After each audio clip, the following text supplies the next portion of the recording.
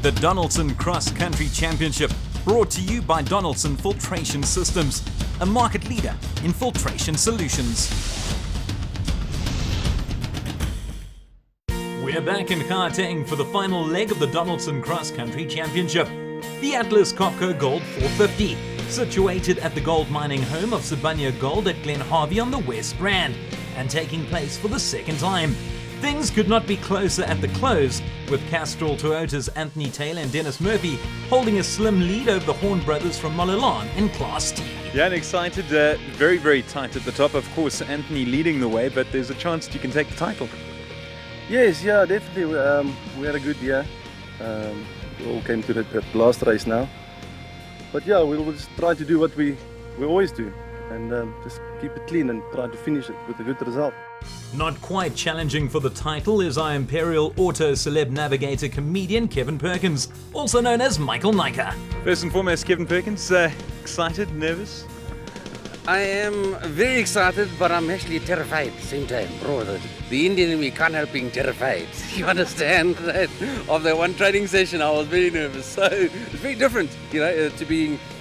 I mean, I'm used to driving and doing like performance driving stuff in street cars, but nothing like this. And when you're the navigator and you've got to put all your trust in someone else, it's a different story, but I was terrified. So Taylor and Murphy are top with 119 points, 14 clear of the Horns, meaning that while the Castrol Toyota pair are very much in the pound seats, any slip-up could prove costly. While the title in Class A has already been wrapped up by the Silverts, plenty of eyes will be on Atlas Copco Castrol van Biljon, who's made the switch from productions to the special vehicle category. Ja, nee, ek is baie opgewonde, nuwe kar, nuwe uitdagings en alles. En ja, dis nat, so ek dink dit gaan net nog meer interessant wees. Let's catch up with the Class A champion, Quinton Silvalt. I think it's going to be more of the same, a lot of rocks. Apparently there's been a lot of rain here, so I think we're going to be in for an interesting day. So there's no catching Quinton and Kali Silvalt in the elegant fuel bet, 107 points in the championship and a massive 36 clear of Gerard and Hardus du Plessis, while defending champs Evan Hutchison and Dani Stassen are third. And so begins the final qualifying of 2014. Christian Duploy and Henk Janssen van Vuren in the RFS Motorsport Ford, looking for a strong finish to what has been a disappointing year. The battle in Class T was ably led by Chris Visser and Jaapie Barnenhorst in the Atlas Copco Ford Ranger. Almost 3 minutes behind them, the 4x4 Mega World Toyota Hilux of Jason Fenton and Vincent van Alleman. A superb drive, seeing them take second in class after 107 Ks of racing. The Horns from Malalane finished in a disappointing 9th place after getting lost, losing wipers and suffering a puncture. But no such issues for Gary Bertholdt and Siegfried Rousseau, who set the third fastest time in the Atlas Copco Ford Ranger. Class S delicately poised, Dion Fenton and Jakob van Aert just 9 points adrift of the leaders, but fastest in qualifying. Newcomers Etienne Nienaber and Deval Ferreira ended second in Class S, but the title is beyond their reach. Back to Class T, and outsiders Leroy Poult and Rob Howie from Castrol Toyota finished sixth in production, despite suffering a puncture. They have a mathematical chance of winning the championship, but will be desperate to have momentum on their side ahead of the Dakar Rally.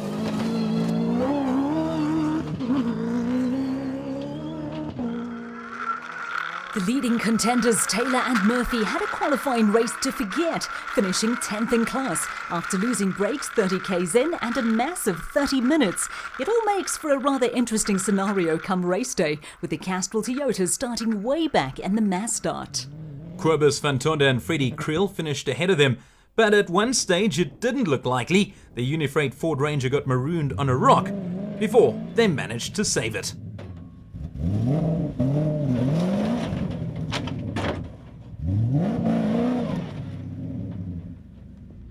It was a race to forget for Kevin Perkins, unfortunately. He failed to finish qualifying, meaning former BARC captain John Smith claimed the Imperial Auto Celeb Challenge for 2014. To go that fast in a car over terrain that you would creep over in a normal 4x4. You know, you're doing 180, 200 Ks now. It's insane. It's mind-boggling, because you can't believe that a car can actually do that and still handle and drive, and you know, it's ridiculous. So another great drive from Visser and Barnhorst, finishing 2 minutes and 59 seconds ahead of Fenton and Van Alleman. While Berthold and Rousseau will start third amongst the productions, Taylor, Murphy and the Horns are way back. In the specials, they may have already won the title, but the Silvalds want another win.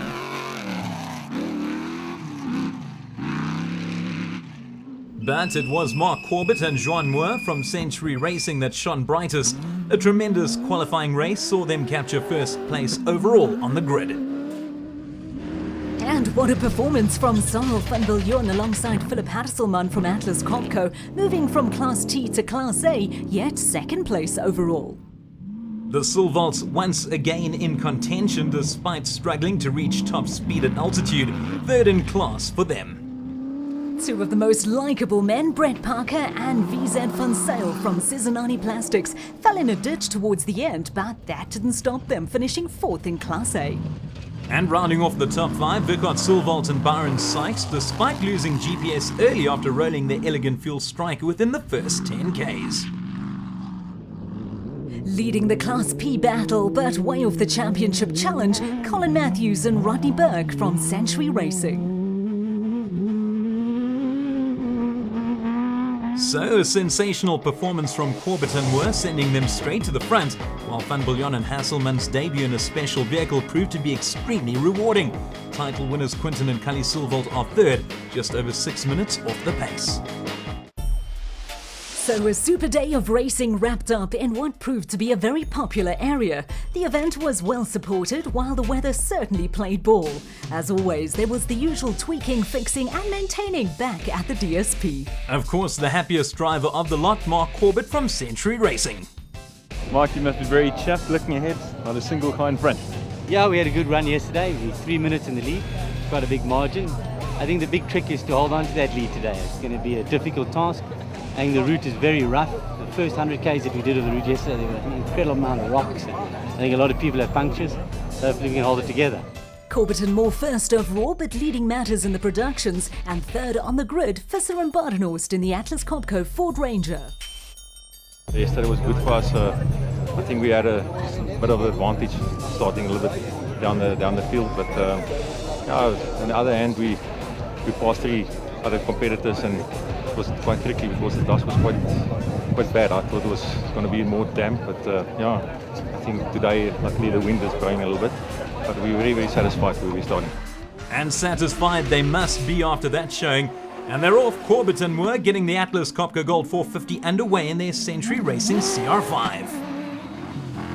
Second off the line and a massive 3 minutes later, Cyril van Viljoen and Philip Hasselman from Atlas Copco. Might not have been a great 2014 for Corbett and Moore, but they're finishing on a high in a vehicle that was recently tested in Dubai. Van Viljoen is known to love speed and he isn't holding back alongside Hasselman. The Atlas Copco team remains second in Class A. The leading production vehicle, 2014 Dakar competitors Vis and Badenhorst, the pair looking to capture their second victory in a row. Of course, Visser bouncing back brilliantly from the neck injury he suffered in South America, which kept him out of the car for most of the year. Well, there's no keeping Quinton Silvald away from the car. He took over driving from his dad Cully at the beginning of the season, and what a move it turned out to be, as they can cruise to the title irrespective of today's result. In second place in Class T, Jason Fent and Vincent van Alleman from 4x4 Mega World. They're looking to build on their performance in Freiburg, where they achieved their best finish this year of 4th. Holding on to third position in Class T, Berthold and Rousseau in the Atlas Copco Ford Ranger, flying the sponsors' colours and looking for their third podium of 2014. Leading matters in Class S, Dion Venter and Jacob van Aert, 9 points behind Lodebrain and Rian Krailing in the championship. This could be a tight finish. In fourth place in Class A, Parker and Van Sale from Sibanye Plastics, back racing after missing Freiburg. Second in Class S, Etienne Nienaber and Deval Ferreira, and they're closely followed by the Castrol Toyota Hilux of Paul and Howie. Even if they were to win, and Taylor and Murphy and the Horns were to fall by the wayside, the defending champs would take the title on a count-out. Vickard Silvald and Byron Sykes, meanwhile, fighting for a top 3 finish for the season in Class A. On board now with Colin Matthews and Rodney Burke from Century Racing, leading matters in Class P, and hot on the heels of Nienaber and Ferreira.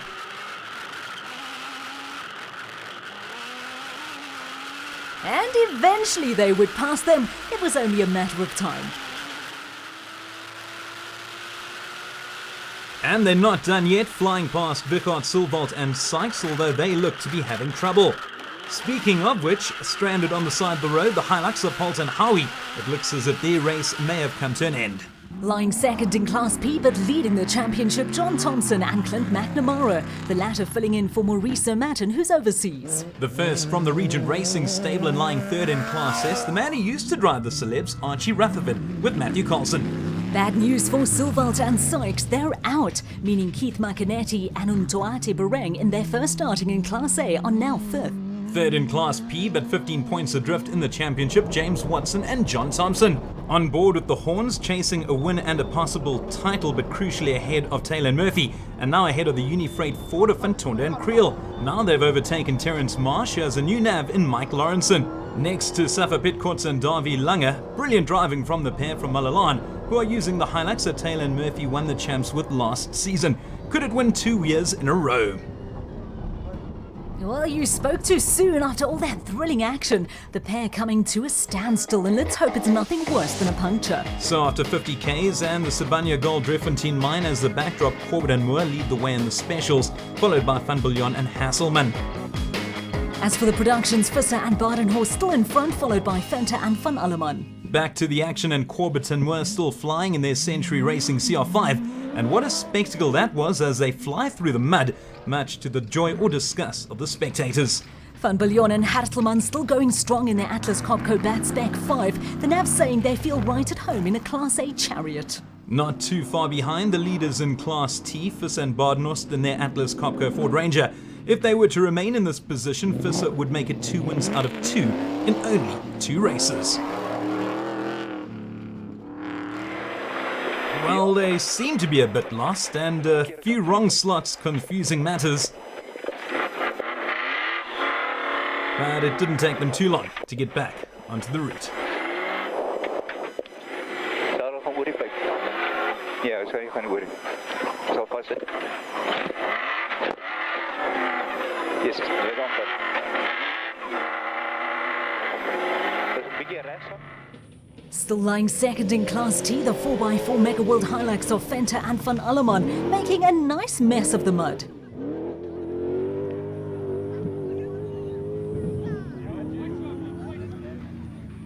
Also ready to go swimming and gaining ground, Berthold and Rousseau, the Ford Racing pair looking to bounce back from their DNF in Freiburg.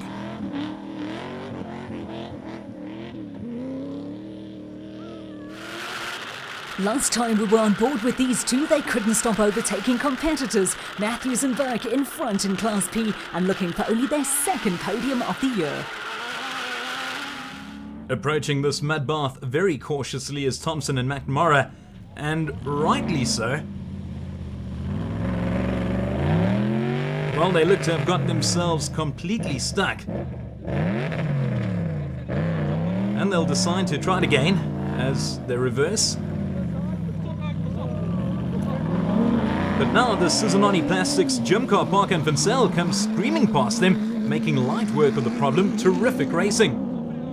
Thompson and McNamara were almost overtaken again, but they're following the same route as the men in front of them, and this time it works. They're out of the mud, while Macanetti and Bareng had no problems going through. What drama! So second in Class P, but leading the championship, John Thompson and Clint McNamara. Just behind them, caked in mud, the bat of Class P bat James Watson, and John Thompson desperate to get in front.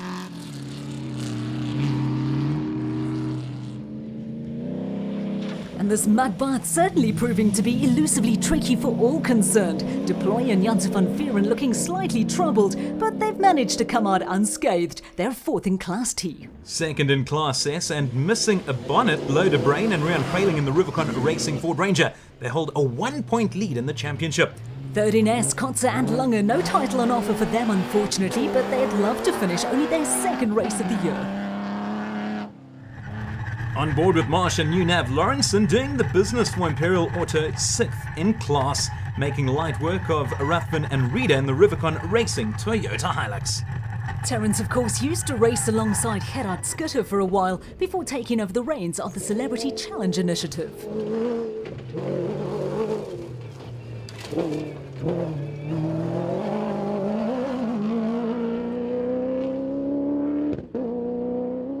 The men who are just 1 point behind Rubicon Racing teammates De Bruyn and Quayling in Class S, Visser and Leroux. This is a nail-biting end to the year as the pair are so close. Will Peter Ruthven and Hansie Reeder manage to conquer the dreaded mud bath? Slowly they go in, and even slower coming out. The mud has yet another victim as Quibus van Tonder and Freddie Creel take the much easier route on the right. And absolutely no problem for them, except for no visibility for a few seconds. They literally leave the other two in the dirt. Back with the horns from Malalane, lying 8th in Class T but having no problem conquering the mud, while Ruthven and Reeder are now out of their highlights to assess the problem. Nienaber and Ferreira next to tackle the dirt pool. And while it looks tough, they've managed to escape its clutches. And a great touch, they've decided to lend the stranded pair a helping hand.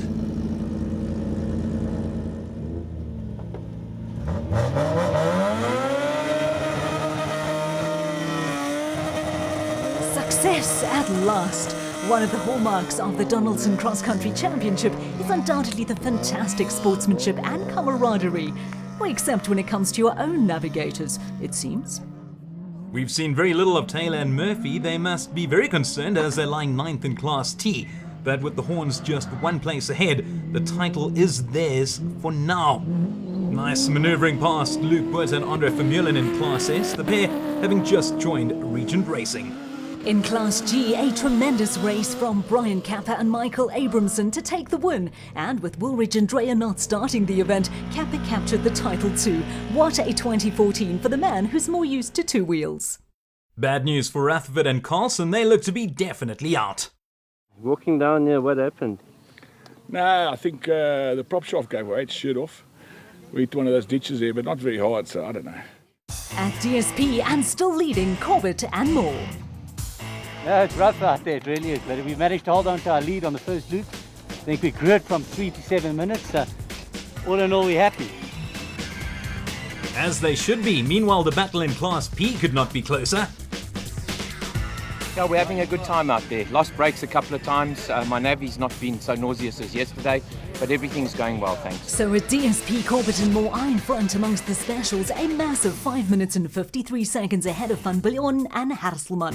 While if things stay as they are, Thompson with stand-in Mav McNamara will capture the Class P title. In productions, it's the Atlas Copco Ford pair of Vis and Bardnos that lead the way. The last 40 k's with a new route was a little bit difficult to get the route, but on that, yeah, it's good. The car behaves like everything well. Taylor and Murphy certainly still have the title in their sights as long as they remain close to the horns. The car's good and yeah, we've made up a lot of time. I think the horns are only about 2 minutes ahead of us, so yeah, pressure's on them now. And the car? It's a Toyota, it's perfect. Unfortunately, no more racing for Taylor's Castrol Toyota teammates Paul and Howie. We got a puncture and we stopped and changed it, and one of the specials got past us. You know, we kept on logging on to him, and we just didn't have a buzzer inside the car. So we, at all the crossings, we were trying to hoot with the car. But we came up to one, and he stopped quite a way before the stop, and you know, it caught us out. So it caught me out, and I braked quite hard and slipped on the grass, the wet grass, and went into the back of him. Horrible way to finish the season for the pair. So as things stand, it's Visser and Badenhorst, followed by Berthelt and Rousseau and Venter and Van Alleman. The Horns are in 7th place with Taylor and Murphy about 2 minutes behind. Back to the action, and it's Corbett and Moore blazing the trail. Both men no strangers to the Dakar, albeit not as teammates. They took a heavy knock to the front suspension in Loop 1, but nothing too serious. Van Biljon, absolutely loving life in Class A, said at DSP that the move was the best decision he's made. Him and Hasselman second in class. Heading for their second win on the trot in Class T, Vis and Bardnost in the Atlas Copco Ford Ranger.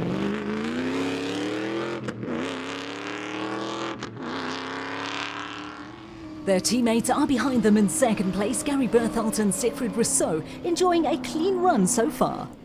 Rounding off the front three in Class T, Venter and Van Alleman, an impressive performance from the youngsters.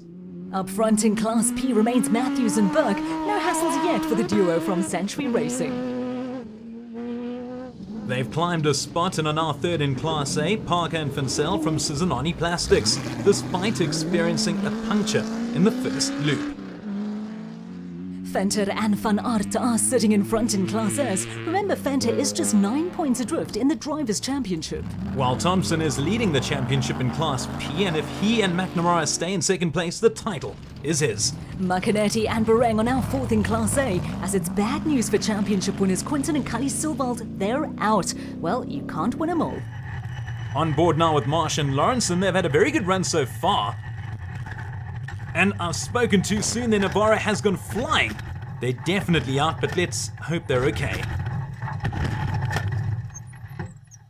Well, good news, Derek. Both men have emerged relatively unscathed.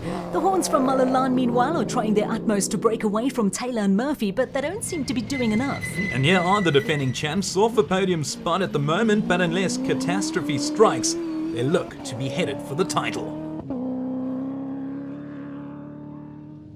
Lying way back now, James Watson and John Thompson. Unfortunately for them, the title in Class B looks to be a bridge too far, with Thompson and McNamara well ahead of them.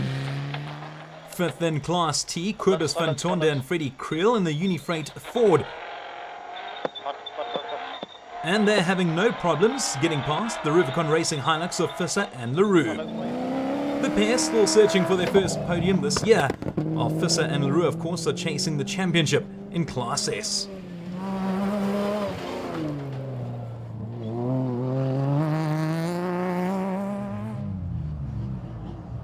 The route has been described as being extremely rocky by many, and that's proof as to how tough it was. That said, the overall view from most was that the Atlas Copco Gold 450 was a winner. Taking it safe in the terrain, Luke Buerta and Andre Vermeulen from Regent Racing. Buerta absolutely loving his new home, so to speak. So after 260 kilometers, Corbett and Moore still in front in the specials, followed by Van Biljon and Harselman, while Matthews and Burke are first in Class P. Nothing changing amongst the front runners in the productions, with Visser and Badenhorst out in front. The Horns are fifth, just one place ahead of Taylor and Murphy. Well, we have a new leader overall. Heartbreaking stuff for Corbett and Moore as they're sidelined. Van Biljon and Harselman from Atlas Copco, now the frontrunners with the finish line around the corner. This really has been an exceptional performance from these two. I'll say it again, their first outing together in a special vehicle. Unbelievably, there's also a change to the lead in Class T, and we now have Berthold and Rousseau in front, meaning something has happened to their Ford Racing teammates of Visser and Badenhorst. It really is all happening, and that's opened the door for Venter and Van Alleman, who have jumped to second place in Class T. Good news for Corbett and Moore, they're up and running again, but they've dropped to second in Class A. So near, but yet so far. Back on board with Van Tonder and Creel. But being good Samaritans, they've made a U-turn to try and assist the stranded Visser and Badenhorst, but sadly to no avail.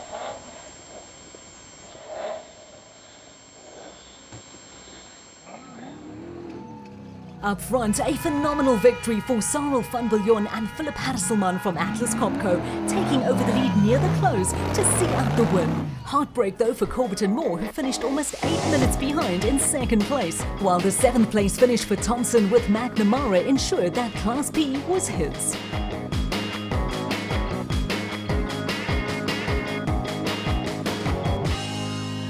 Sorrel, of course, no stranger to success, having done so well at the Dakar Rally, and now doing equally as well at the Donaldson Cross Country Championship. Sorrel, representing Atlas Copco, this is their event and you did them proud.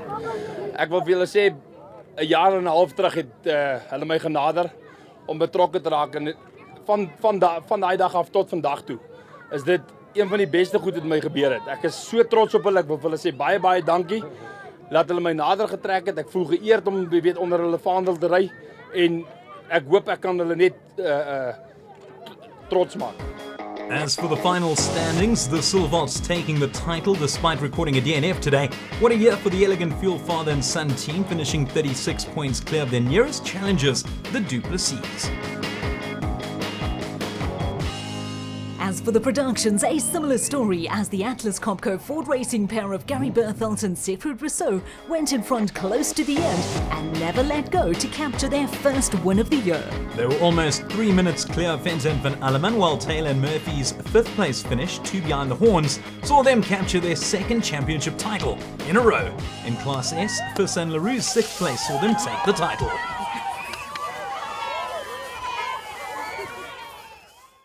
Right, Gary, congratulations. What a ride. Yeah, that was an incredible ride. That was an absolutely awesome race. This Atlas Copco Gold really seems to have it out there for mixed conditions, bit of rocks, bit of mud, treacherous stuff. Chris and myself, we had to keep each other honest the whole day. There was no gap between us, and a bit of misfortune for him, but unfortunately sometimes it happens like that, and that was our fortune. We managed to bring this Atlas Copco Ford Ranger home in first place, and for us it's a fantastic achievement. What a victory for Taylor and Murphy, 10 points clear of the horns from Malalane. The win for Berthold and Rousseau saw them just per Poulter and Howie to 3rd place. But of course, the Donaldson Cross Country Championship is not just about winning, but giving back as well.